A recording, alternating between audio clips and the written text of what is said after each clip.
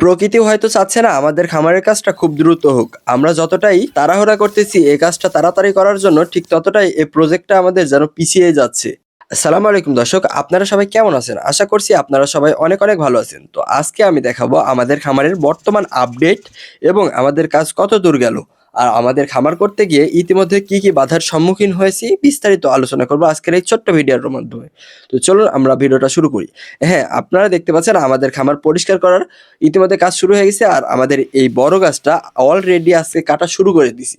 আর কাটা শুরু করার পরে আমরা বেশ কিছু গাছ কাটা হইছে, গাছের ডাল কাটা হইছে এবং মাটিগুলাও সরানো হয়েছিল গোড়ার। এর মধ্যেই কাজ খুব দ্রুতই আগাচ্ছিল। এর মধ্যে হয়তো খুব বৃষ্টি শুরু হয়ে গেল। ১ ঘন্টা একটানা অনেক বৃষ্টি হইছে। এর মধ্যে গাছ ভিজে গেছে। গাছের কাজ বন্ধ হয়ে গেছে। মানে আমাদের এই জায়গাতে আগে গাছটা কাটতে হবে। এরপরে বিস্তারিত আরো ছোট, ছোট যা কাজ আছে সেগুলা করতে পারবো। কারণ গাছটা না কাটলে আমরা ওখানে মাটি ভরাট ফেলতে পারতেছি না এবং ওখানে যে বাঁশের মোথাগুলো আছে এগুলাও গাছ কাটা হইলেই আমরা তুলতে চাচ্ছি। কারণ গাছ কাটার সময় অনেক মোথা উঠানো হয়ে যাবে। তো এই ক্ষেত্রে আমরা গাছ কাটার পরে মোথাগুলা উঠাতে চাইছিলাম। তো এর মধ্যে বৃষ্টি শুরু হয়ে যায় অতিরিক্ত।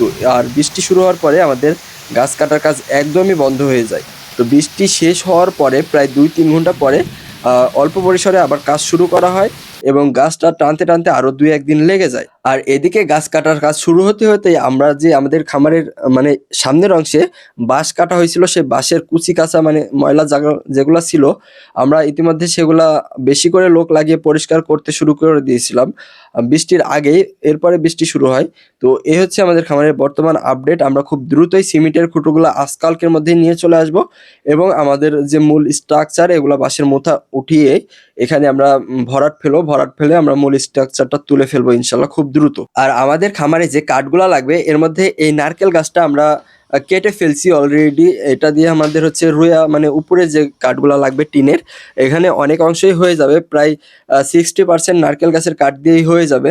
আর বাকি 40% আমাদের কাঠ কিনার কথাবার্তা হয়ে গেছে ফাইনাল। জাস্ট কাঠ কিনে এখন খালি ফাড়াই করতে যতক্ষণ লাগে। নারকেল গাছও কাটা হয়ে গেছে। নারকেল গাছ কাটার সময় আমি উপস্থিত ছিলাম না, একটু অন্য কাজে বাইরে ছিলাম।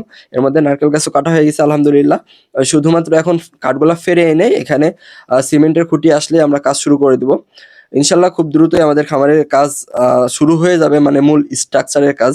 তো সবাই দোয়া করবেন এবং আমাদের পাশে থাকবেন যেন আমি প্রতিদিন আপনাদের আমাদের খামারের আপডেট দিতে পারি, আপনারা দেখতে পারেন। তো যারা আমাদের খামার ও অন্যান্য প্রজেক্টের কাজগুলো ভালোবাসেন দেখতে, তারা অবশ্যই এই ভিডিওতে লাইক কমেন্ট শেয়ার করে আমাদের পাশেই থাকবেন যেন আমি খুব দ্রুতই প্রতিনিয়ত আপডেট করতে পারি। আর যারা ইউটিউব থেকে দেখছেন তারা অবশ্যই সাবস্ক্রাইব করবেন। তো ভালো থাকবেন, সুস্থ থাকবেন সবাই। আমাদের জন্য ও আমাদের খামারের জন্য দোয়া করবেন। আসসালামু আলাইকুম ওয়া রাহমাতুল্লাহি ওয়া বারাকাতুহু।